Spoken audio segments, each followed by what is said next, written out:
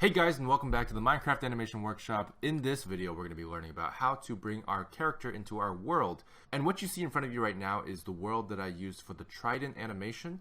And it's a very simple OBJ. In fact, it is going to be provided for you in the assets folder if you guys want to download this exact world and follow along. But you don't have to. You can use whatever world you want. This is currently in cycles, so this world has been prepared for cycles as per the first part of this tutorial. For the animation part, it doesn't really matter, so I'm not going to go into which engine you use here. But just know that this is in cycles. So we're going to go ahead and import our character by going to the second layer real quick. This is the first layer. Second layer is with the number 2. This will allow us to keep things organized. And I'm going to use the append option, File, Append, or Shift F1 to bring in a character, and this character is going to be in the character file. As you can see here, I'm in the Boxscape Studio Assets folder, and I'm going to open up BSS Character Rig version 2.0. For me, I'm just going to use that file. If you saved your character rig as a separate file after you applied the skin, which is recommended, I would go ahead and open up that file instead and import from there. So I'm going to go ahead and open this file, go to the object folder, and then select everything in this folder, assuming the character rig is the only thing in this file, and then I'm going to hit enter, and that will bring our character rig into the scene. And as you can see here, we have our beautiful character rig. Now it's currently black. If we turn on to material, we can see him. Now there's a couple things. I want to delete these meshes up here because they're useless. They're custom bone shapes. You don't need them right now. And then this guy down here, which is named Touch Me and I'll Murder Your Fam .002. You don't want this to be anywhere in your scene, just in case you delete it, because it's apparently very important. So we're going to go ahead and move this over to the last layer here and make sure that's hidden from view.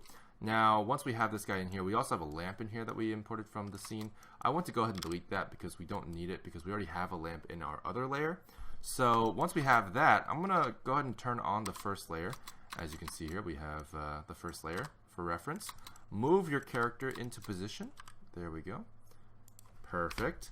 And he should be approximately the correct height, because Mindways and Boxscape Studios use Blender units as meters, which gives us the exact height relative to each other as they would be in game. So it's already scaled properly and everything, so we're good to go.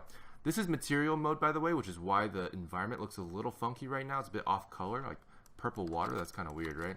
Well, the reason is because material mode doesn't really handle transparency perfectly. It has this kind of weird tendency to bring in colors from the rest of the texture. So that's why I prefer textured mode for the environment. But unfortunately, this guy, he turns black whenever you go into textured mode. That's because unfortunately the material does not have is not letting me see through it, the transparency, for whatever reason. As you can see here, the in textured mode, you can't really see through the water either. Transparency doesn't work very well in cycles in textured mode. In Blender Render, it does work pretty well. But we're going to go ahead and turn this off. The 3D layer is what is making it black. So by turning off the 3D layer, as you can see, the guy comes back. So it's as simple as that. If you guys do have a 3D layer you need to turn on, it's fine. You can turn it on before you render at the end. But for the most part, when you animate, you're going to have to see his face, so I would recommend doing this. Or you can just work in material mode just fine. Like, if it doesn't bother you that the environment looks funny as you work, it's fine. Because in render, it'll look perfectly fine. It won't look like this in render. So you're good as whichever workflow you want to work with. I'm going to go ahead and turn the 3D mesh off and then go to textured mode so I don't get off put by the environment all the time. So this will be better for me personally.